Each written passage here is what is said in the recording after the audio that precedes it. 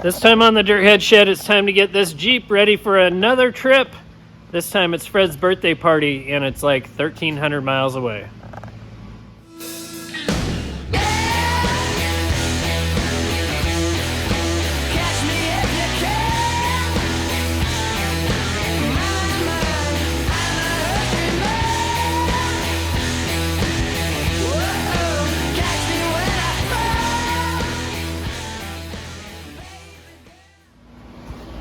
What do you do when you need to get ready for a trip?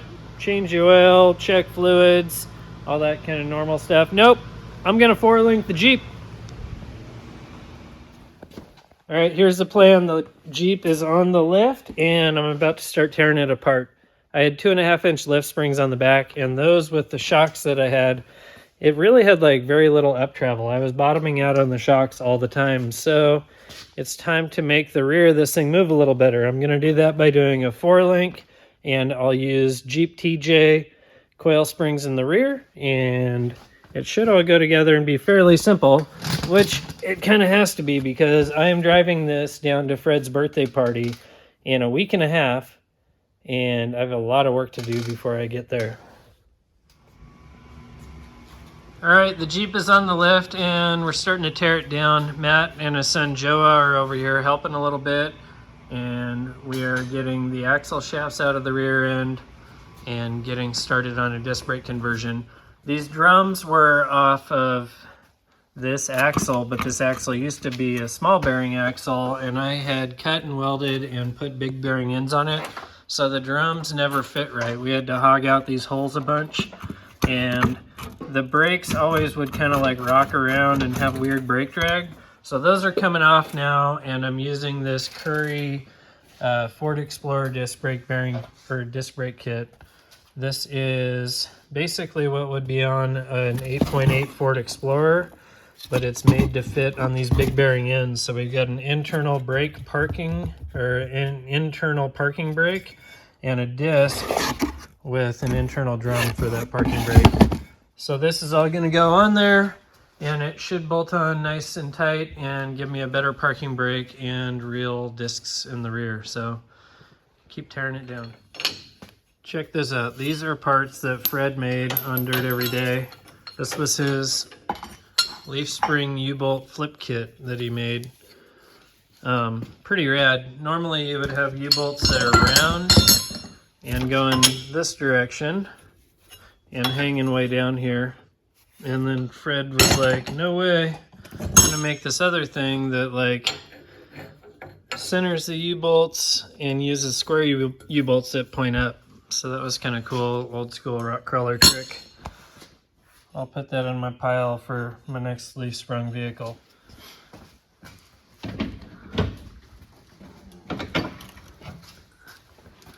Sweet. Those are Skyjacker 2.5-inch YJ lift leaves, and they did a pretty good job, but I didn't really have quite enough suspension travel. I probably could have got away with doing just new shock mounts, but I'm not good at underdoing things. So those things are out.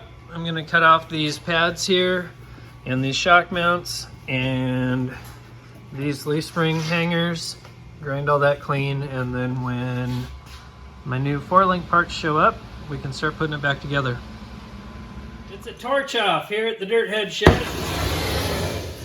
Matt just called me out and said he's better at torching than me, so I'm gonna cut this side off, and then Matt's gonna cut the other side off, and then Joe's gonna judge it when we're done.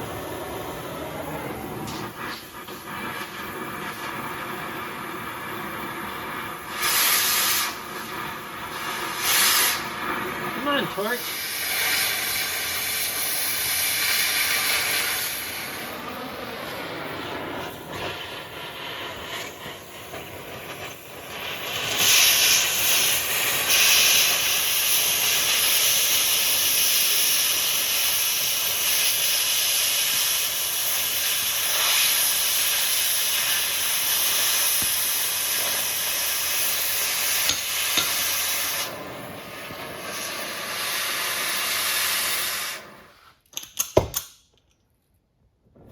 Woo! Matt's on the torch.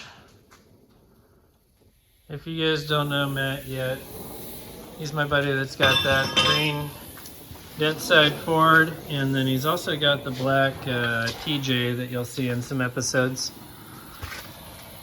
All around good guy and basic smack talker. He said he was the bomb on the torch, so we're gonna find out.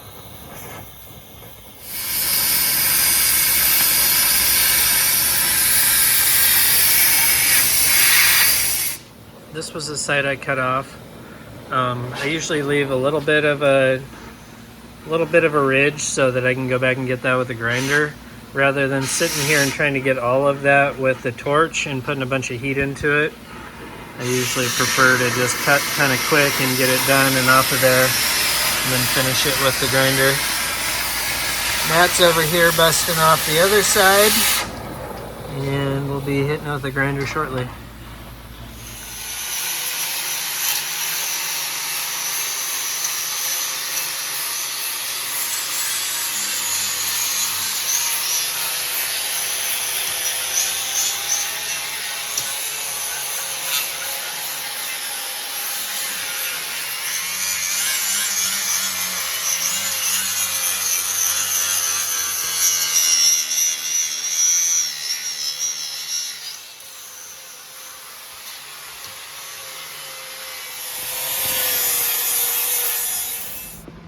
Back at it.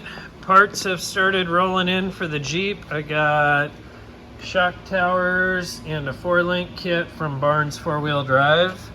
The front is all set up on Barnes parts, so I figured I might as well keep with it for the back. It's got enduro joints on this setup, so I'm using these rather than Heim joints. These get a bunch of flex, but they have a urethane bushing inside, so they're not quite as harsh as Heim joints. And then check this out.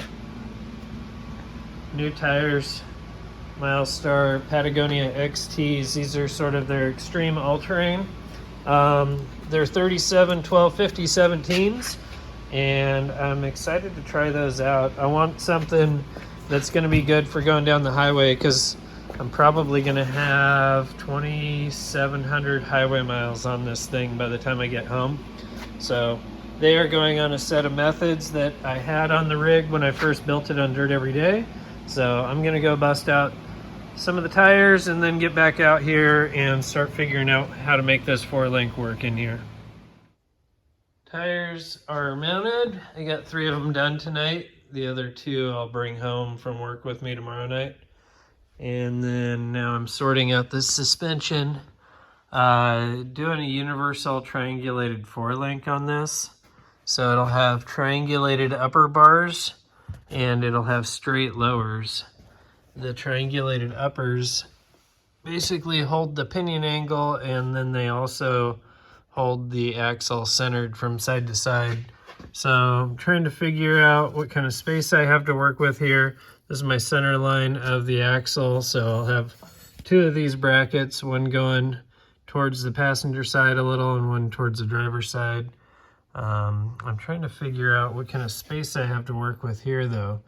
I only have about 6 inches of space there, but I need to be able to get about 8 inches of up travel, so trying to figure out what my best solutions are here.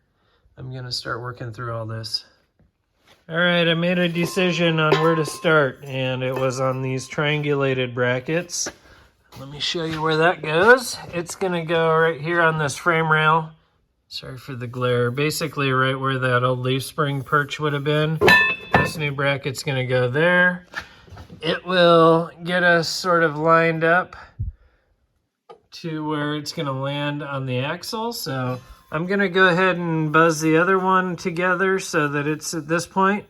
I'm gonna get this tacked on here, and I'm calling it a night because I gotta be back at work in the morning, and it's pretty late already. So that's a pretty good start though. I'll get this thing the other one of these welded up, and tomorrow it's gonna start flying together. Where's my welder? All right, here's that other bracket. This one's the one I showed you that's all welded. The other side basically comes with half of it all like formed and bent, and then you have to weld this plate in place. So I go ahead and put the joint in there with a bolt on it, but then I throw in a couple of shims. These are 30 thousandths thick. The shims basically make it to where when you weld it, a lot of times it'll shrink up on you, and the shims allow it to where after you weld it, usually the joint will go back in nice and smooth. So that's kind of a little trick. And these things, it's pretty thick plate, so you kind of weld it hot. I've got the welder set up for 3/16. It's on the low end on the heat setting for 3/16 and the high end on the wire speed. That way I can kind of move quick through it.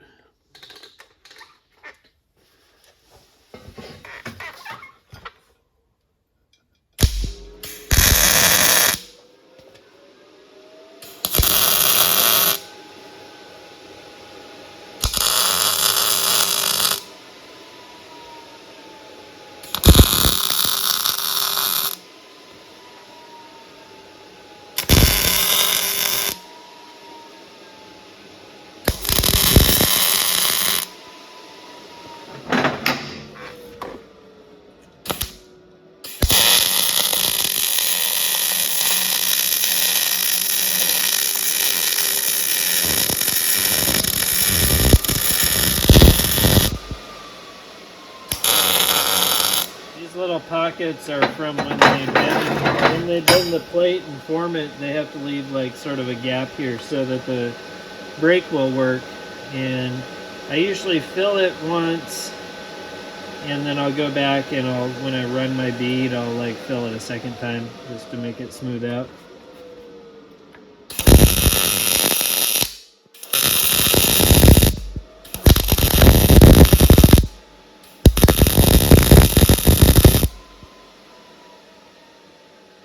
Kind of fill those up.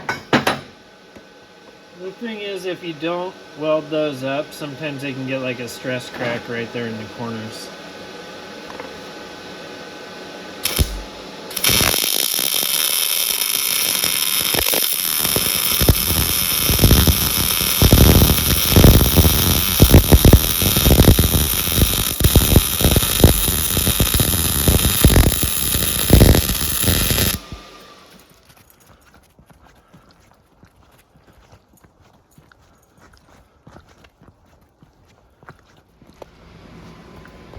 It's Sunday morning, and you know what gets your Jeep done? A ridiculous deadline. I am supposed to be on the road on Thursday morning, driving this Jeep down to California to Fred's 50th birthday party. So, I gotta four-link this Jeep in one day.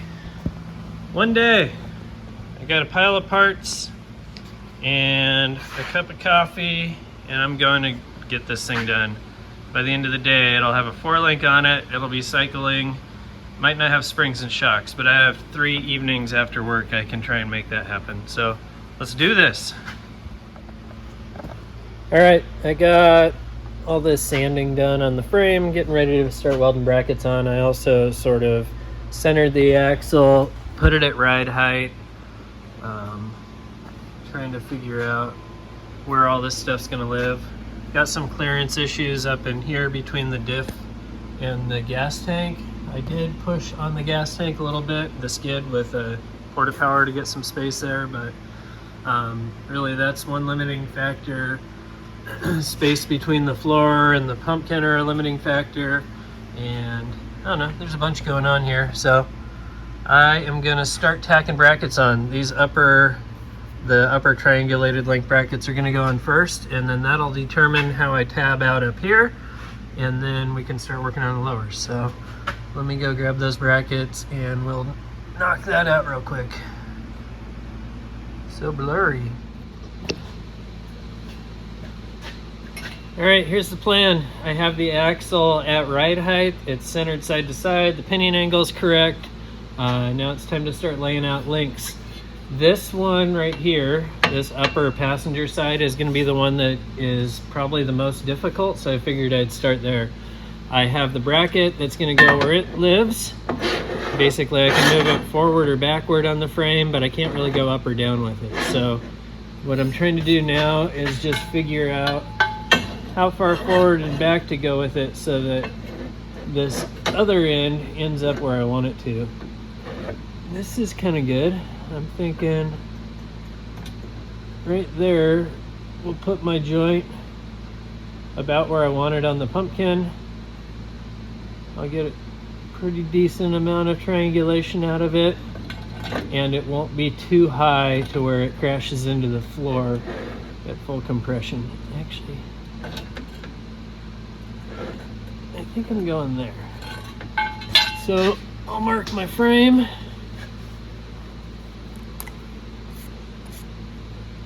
That way I know where to put it. Alright, there's the bracket, and I have just clamped in this piece of angle iron that goes from one side of the frame to the other. And gosh, the phone is tripping under here. Anywho, this is going to be kind of a cool trick so that I can make sure that these things are flush with the bottom of the frame and level. And I marked the chassis right there for my front to back, so I just got to move the clamp a little bit and then I can tack those in place. We got the driver's side tacked in, measured where it's at. I'm using this hole in the bottom of the frame that's the same side to side. I'm measuring forward to this edge on the tab. 36 7/8 is right where the other one was at. So now I can hold this thing tight, make sure it's square and happy, and tack it.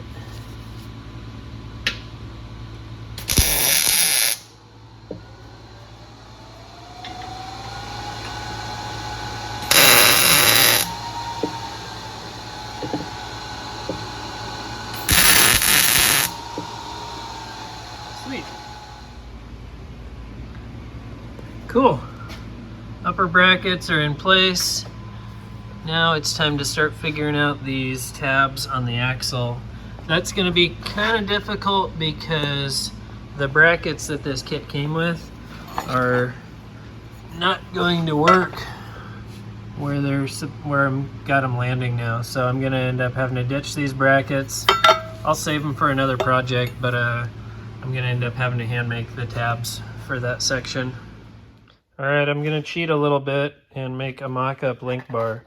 I have these are the inner part of a joint kind of like that, but they were from another brand that I used to have problems with. But anyways, it's the same width and it's the same bolt size, so I'm going to make a mock-up link bar by welding a piece of tube between the two at the right length. And that way when I put this up in here, it'll fit in there and I can put a bolt through it, and then the other side will be over here where it wants to live, and then I can build the tabs off of it. So kind of a cool little trick. You can also do just a piece of heavy weld tubing, or if you get really creative you can like weld some angle iron to get the right width and stuff. So this is what I'm doing and we'll see how it works. Alright, there's my quick little mock-up bar. Pretty simple. Piece of angle iron with these deals welded on the ends, so I can go ahead and set that up in there, get it kind of mocked up in place, and start figuring out what my next moves are. I think first thing I got to do is cut that tailpipe off because I was just fitting it and it was like crashing right into it. Alright, I just got done cutting and grinding. This was my cardboard template that I made for this first tab, and here's the final one. It looks pretty good. I'm doing the tabs out of 3/16 plate, and I think that one's pretty good. This is going to give me ability to have 5.5 inches of up travel, which should be more than enough.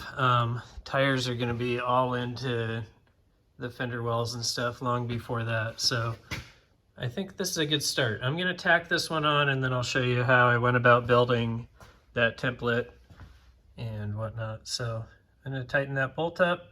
tack that puppy on there, and then we'll start building the inside one. Okay, so we got the first bracket tacked in place, and I've just got some cardboard over here. I like to use kind of thinner cardboard. This is like not the heavy duty stuff. So this, I'm kind of getting this tab sort of mocked up. I've got this radius cut here, and I've got one cut on the back. So now it's basically time to like smash that onto there. And then I should be able to pull the bolt out and go through, mark the center line, and then that's sort of, this is sort of the start of it. So now I just got to go and like figure out the shapes I want it to look like when it comes into the steel. So this is sort of the back line that I want to get so that it looks cool from the backside and gives me a possibility of like plating it in. So let me show you a little trick here. Here is just a round washer that I had over there.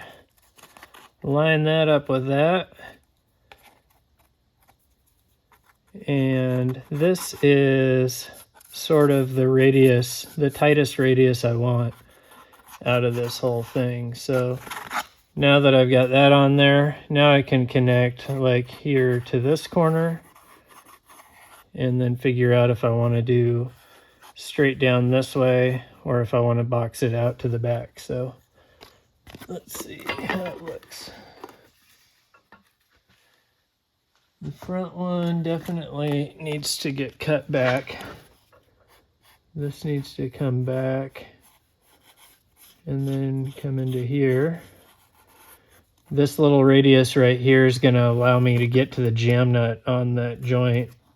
If you have the tab come out too far on the front, when you're like trying to tighten the jam nut on the joint, a lot of times your wrench will crash into it. So I'll cut that front back, and I kind of like this flat on the back side here. All right, I'm going to chop this thing up and then we'll go transfer it to steel and make it happen.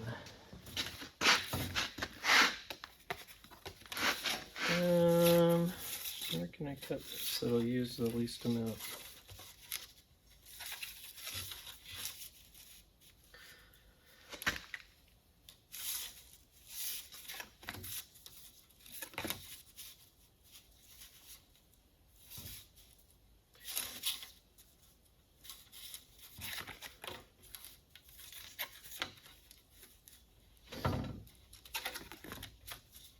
I think that's the one.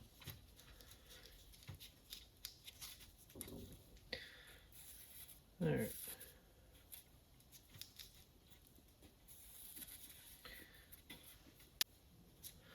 Now I just got to cut that out.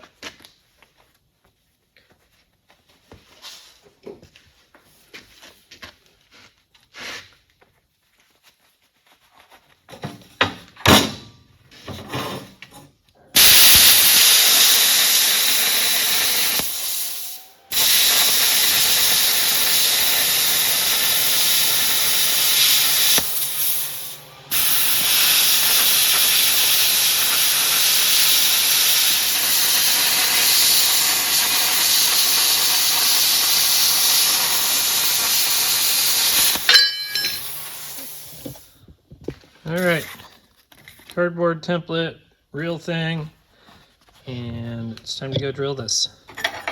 It's very hot. Oh, I got wrapped up in my cord. Let's go drill this thing. Take your center punch.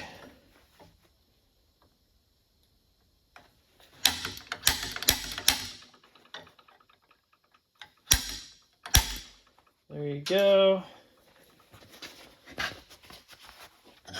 Your magic super cheapy drill bit.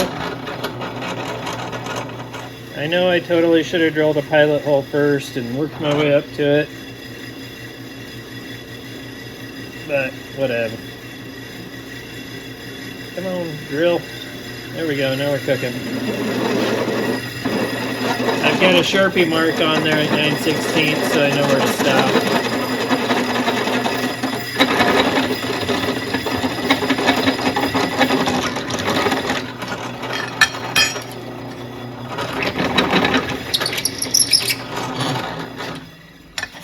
Boom. Done. Let's go weld it on. Alright, where's my bolt? Get that back through there.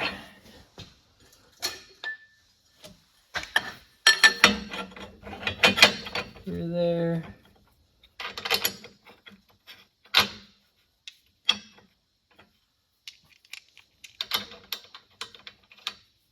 Let me go grab a spacer.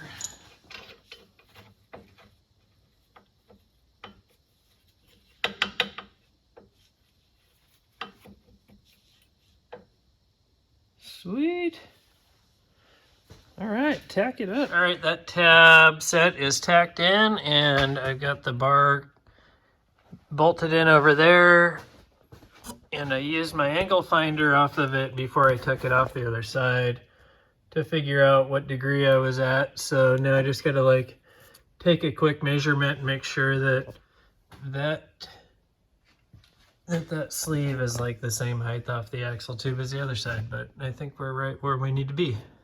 Time to start making more tabs.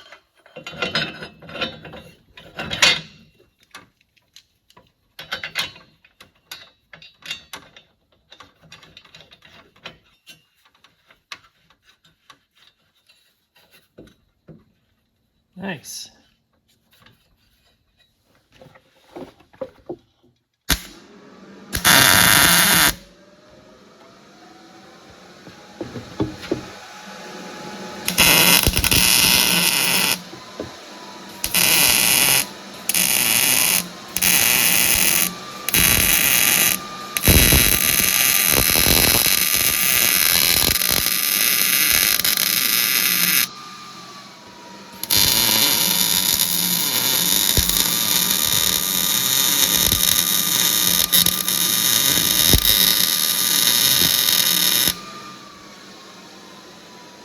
Good.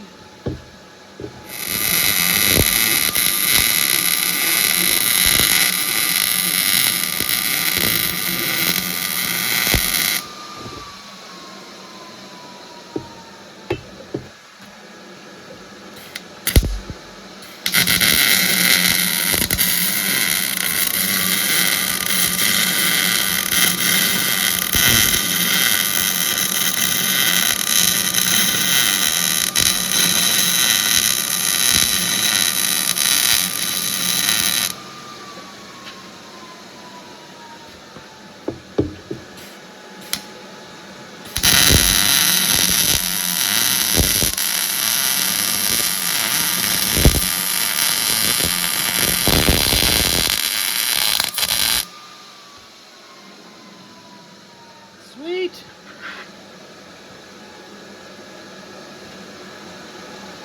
All right, I'm gonna move on to the lower bars now. That's a pretty good start. This stuff is all in there good enough to where I can build the lowers and then cycle things and see where we're at. All right, I'm starting to mock up the lower bars. These are the brackets that came directly from Barnes four-wheel drive. And that's that mock-up link. So I've got a tranny jack here, and I'm just gonna go ahead and fit that up there and see what it tells me to do. Ow! I just smashed my finger.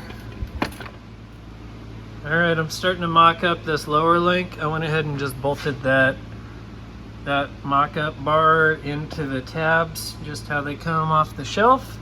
And then I threw a piece of tape up there to kind of represent what the upper is going to look like, so I can sit back here and sort of figure out what my link separation is, get an idea of how it's going to cycle up and down in my mind, and figure out what I got to do to make this fit the best way possible. I really wanted to get this point up a little bit higher, but I would have had to mount it on the outside of the frame rail, and I kind of need it mounted where it's at so that I can get a tiny bit of triangulation out of this lower link. Since these uppers don't have a ton of triangulation, if I can get this one to have a little bit of triangulation the opposite way, then it'll strengthen the whole 4-link setup. So this is just mock-up stages. I'll probably end up going with this bracket and using it and trying to get it to focus, trimming it to fit. Alright, it's time to build some link bars. I went ahead and ran the jam nuts and the weld bungs up to where I have, I don't know, about 5/8 of an inch, ½ inch of usable adjustment. So let's see. The tube is going to bottom out on the bottom edge of that bevel. Come over here. It looks like I need to cut these tubes to 17 5/8 or so. So that'll allow me enough adjustment in and out to where if I need to change pinion angle or something, I can without having to make new bars. So 17 5/8. I'm going to go cut a couple tubes and we'll make some upper link bars. Alright, I went and cut these tubes for the uppers. The uppers are going to be 1 3/4 120 DOM. The lowers will be thicker than that. They'll be 2-inch 250 well. So make sure you get a left hand weld bung and right hand. You can tell the left hand weld bungs usually because they have a groove in them machined into them. So that having a left and a right hand makes it to where you can adjust it on the rig. So kind of double check the length with the bungs in there, and we're close enough. So I'm going to go ahead and weld these. You can see here there's a little hole drilled in the tubing. That's called a rosette weld, or that's so that you can do a rosette weld. Basically that just gives you another little spot to weld so that this has a harder time pulling out. Yeah, I'm going to go ahead and weld these up. I beveled just a little bit on the tubing so that it matches with the bevel on there. I didn't get too crazy on it. And I'm going to weld these not super hot because you don't want to like burn through and damage the threads. Get my welder set.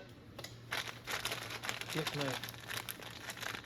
readers on because I'm old and this helps me weld better. Get these out of the way.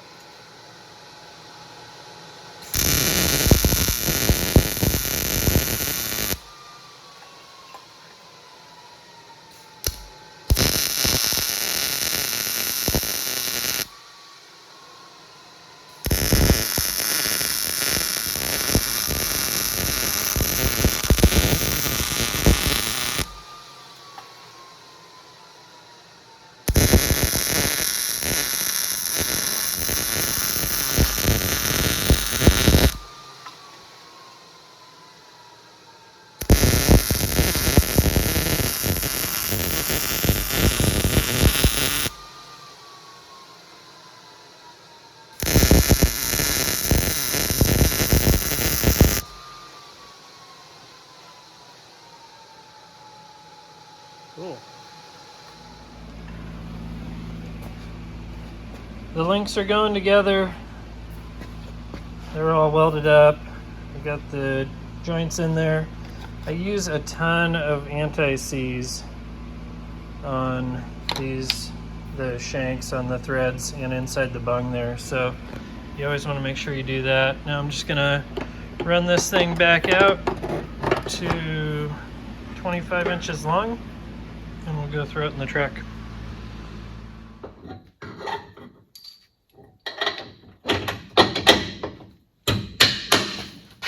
Sweet!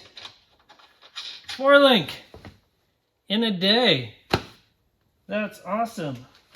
All right, I am going to put a transmission jack under here and we'll cycle this and see if it works. So cool. All right, will it do good things?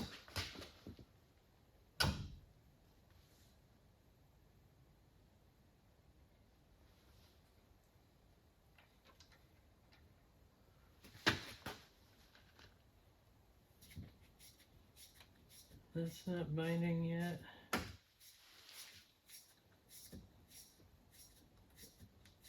That's probably that's max right there. Right there is where we got some drive shaft bind. Right there. All right, go full bump. We are getting a bunch of movement plunge out of the drive shaft, and I think part of that is due to the fact that it's such a short drive shaft, and part of it is due to the fact that these links are different lengths than the drive shaft pivot. This drive shaft is like 19 inches long from pivot to pivot, and these are 25, so they cycle in different arcs. That gets all the way up to the floor without the drive shaft getting too weird, and without crashing into the gas tank, so that's cool. All right, that's the sweet spot. Cool. Success. All right, here's where we're at. I have cycled the suspension and that's all working out. I've got it set at ride height right now, and I'm figuring out the shock towers. Check this out. These are a Barnes four-wheel drive French shock tower, which means you're made to cut the frame out and then push this thing in. So I'm in the beginning stages of figuring out how high I want the thing, how I want it to attach to this lower shock mount, and how to keep it at the right angle at ride height so that when it's at full compression it's not super messed up, and when it's at full droop it's not super messed up. So I usually try to set these types of things up at ride height. Yeah, this is where we're at. I've kind of like got this lower mount tacked in, and I've got the upper mount sort of trimmed so that I could get some clamps on it, and I'm checking for my height. I need 20.5 from center to center at ride height, and I want the bushings to be square to each other. We're looking good. So I'm gonna mark the frame and then go ahead and cut the frame out so that I can sink this in and start figuring the rest of this stuff out.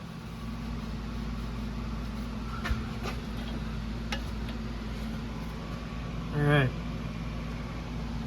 time to cut. Tower is Frenched in. Cut a little slot back there so that I can weld to the back of the frame and get all that buzzed in. Tack this thing up.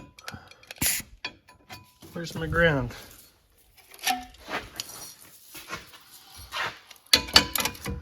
All right, now I can tack it.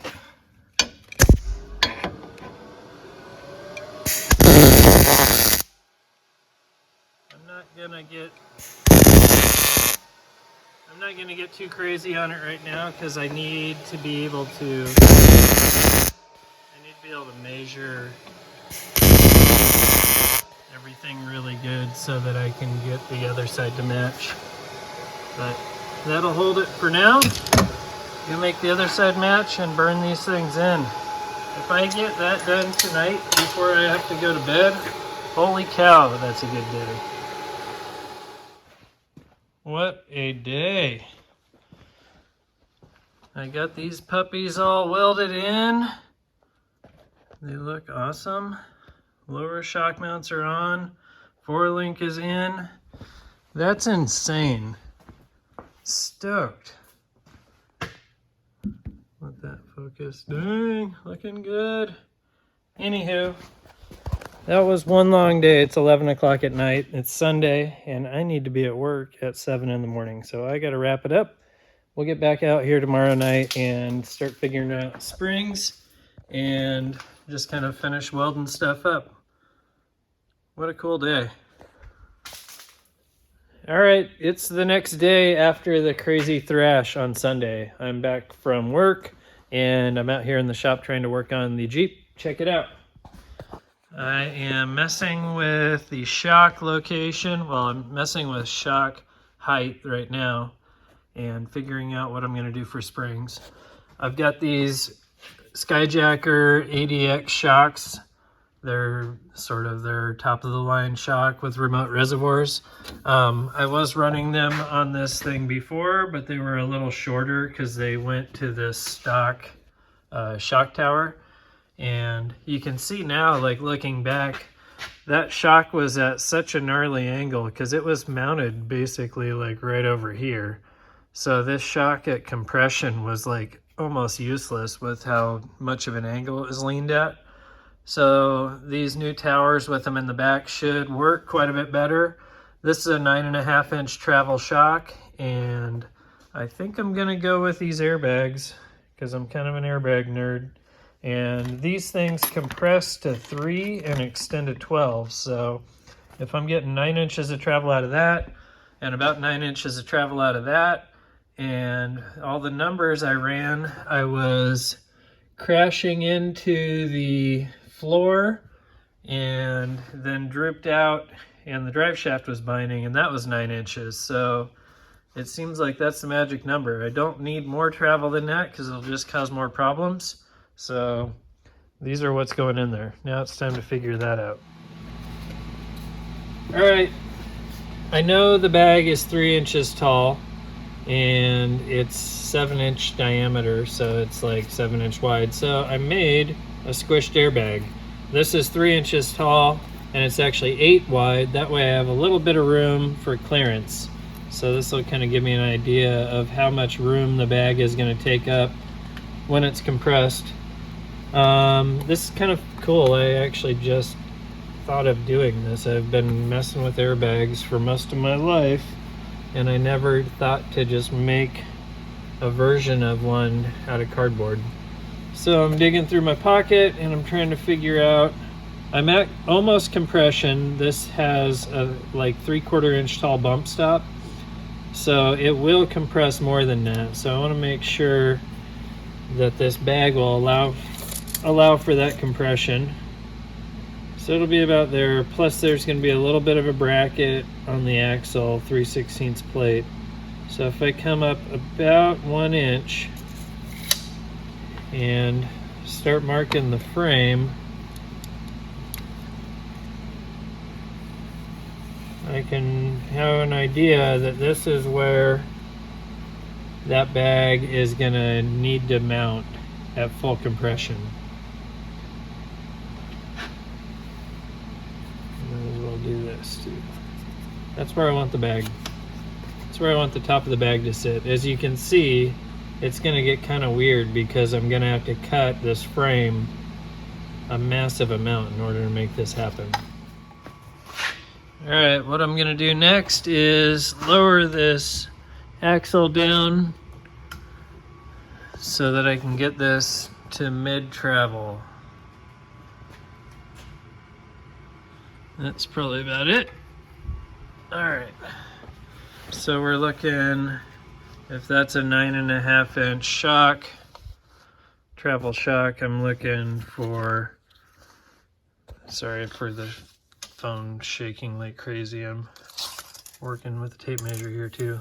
I'm looking to have 4 3/4 inch shock shaft showing. Oh, I'm also trying to reach over there and jack this transmission jack up. Alright. Crap, I went too far. Anyways, that's 4.5, so that's about mid-travel. So we want to see where this bag is going to sit. So I think what I'll do is make another template like this that shows the bag at mid-travel. and that way I can figure out angles on all this stuff. I want the bag to sit really nice at mid-travel. That way when it's at full droop, it's only partway screwed up, and at full compression, it's only partway screwed up. If you set the thing perfect at full compression, then as it lifts up, it's going to be super wonky at full extension. It's kind of a lot to take in, but that's how it goes. All right, I'm going to make a new one of these. Check it out, it's Tuesday night and we're back in the shop. I am going to get these bags in. I was out here late last night, but I didn't get a whole lot done, but I want to show you. I got these lower spring mounts made, or lower bag mounts made. They were out of that 2x5 square tube. Those are going to end up right on the axle. And then I'm also showing you a little trick on how I figure out where the upper mount's going to be. I've got the truck sitting basically ride height. I've got 4.5 inches of up travel. The bag compresses to 3. So I have this thing set at 7.5. So that'll give me, when the bag is fully compressed, that's fully compressed. Right here at ride height, they'll be parallel to each other. So basically right now I can start marking the frame so that I know where to cut it, so I know how high this bag mount's going to be. So I'm going to mark the frame. This paint marker was just a guess, which is pretty close. I was within 1/4 inch. I'm going to mark the frame. I'll make my cuts. I'll make some filler plates, and then we should be sitting on bags by the end of the night. It's coming together, and then check this out. This is my airbag mount for the back. It is going to go in the frame rail here, like so. And I'll weld this guy all in here, and then the bag will fit up in there off of this other perch, like so. It all fits, I swear. Anyways, oh, come on, get in there. Yeah, the bag's gonna live right there. That plate will give this something to mount to, and the air fitting will come up through here. This one will weld to the axle, and I can get to 2 bolts on the bottom. And I think all I gotta do, I've got a really thin section of frame right here, so I'm gonna have to either beef that up with plate work, or what I'm thinking is just throwing a piece of tubing from like here to here, and then maybe adding a little stanchion in the middle, and that'll strengthen all of this back up. So I'm gonna weld these in, go cut the other side, weld it in, and then by the end of the night, this thing should be on bags.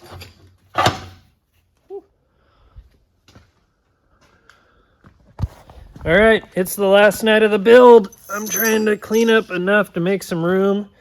I just got off of work, and I've got friends Matt and Bruce showing up here shortly. Bruce is actually going to be riding along with me on the trip, so he's going to come by right now and help finish up a few things. I'm cleaning up the shop, and it's coming together, but man, I have a lot to do. Check it out. I was saying that I was going to do this tube gusset, and this is what I'm going for. This is just a piece of 1 3/4 120 wall tube with a little bend in it. A tube that drops down to the frame and then goes up here to the shock mount. That should help support where we had cut so much of this frame rail out and spread that load over the rest of the frame rail. So I'm gonna go ahead and I'm actually gonna paint these off the truck so that I can just weld it in, and then I don't have to worry about the backside being all rusty and stuff. So I'm gonna paint those up and burn them in, and then call that part of the job done.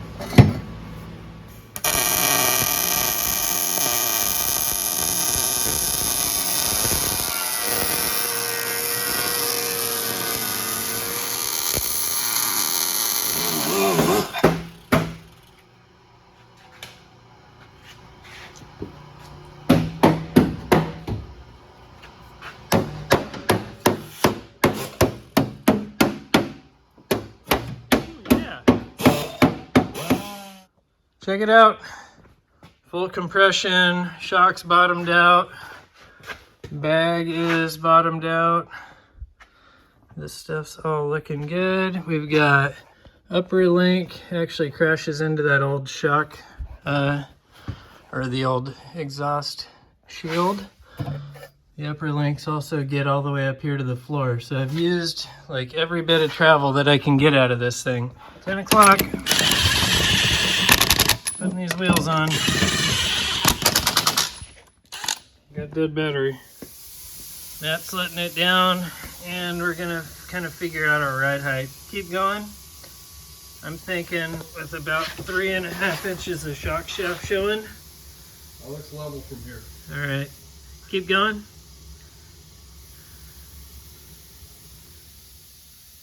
Right there's, that's kind of where I want ride height. God, it looks cool. I love it. All right, fire it up and see if it'll drive out of the shop. It's out of the shop under its own weight. I think we're good to go. I was chasing a little bit of an air leak on the rear bags, but we're all non-leaking now. I'm gonna hit the road. First drive. See how this thing goes. New brakes, new rear suspension, different springs, different tires, different wheels. I'm thinking this is going to be good. I don't know if I explained this or not, but I am headed 1,300 miles right now to go down to Fred's 50th birthday party. So this is going to be a heck of a test drive. See if this thing works well or not. We'll keep you posted as we go. First I gotta go to Bruce's house and pick him up. We got a problem already. It's another set. We made it out of Bruce's garage. I went and picked him up, and then when I stopped at his house I noticed the rear axle was just puking gear oil, so we did a quick repair on that. Have this retainer on backwards for the rear bearing and seal. Put some more gear oil in it. We're about to cross from Washington to Idaho. It's gonna be a good trip.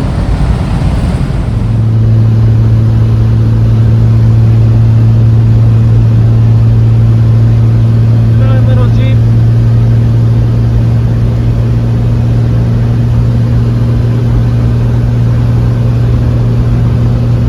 We're almost to Southern California.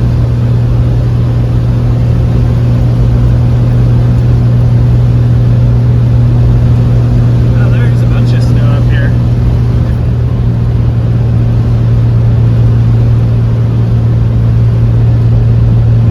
Alright. Welcome to Montana. Good job, little Jeep.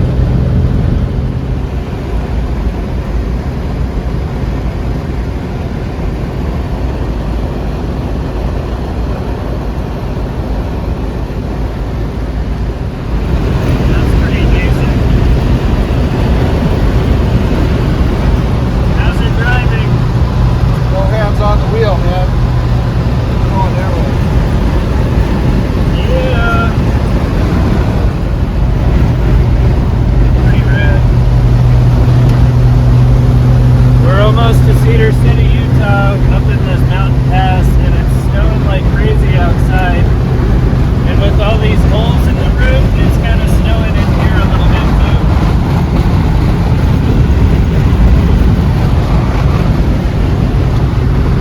Be in the desert in no time. One more tank down for the little Jeep. This thing is doing great.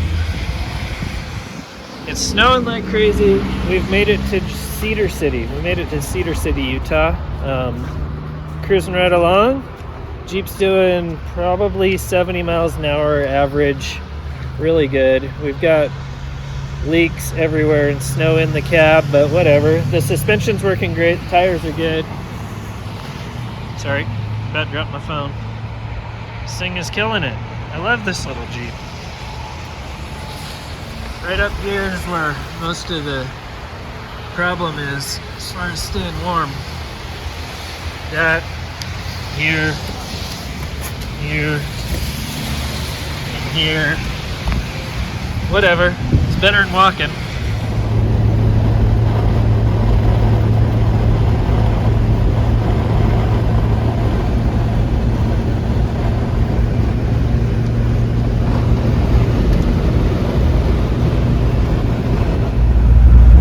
Check it out. Finally got an update. We're in Vegas.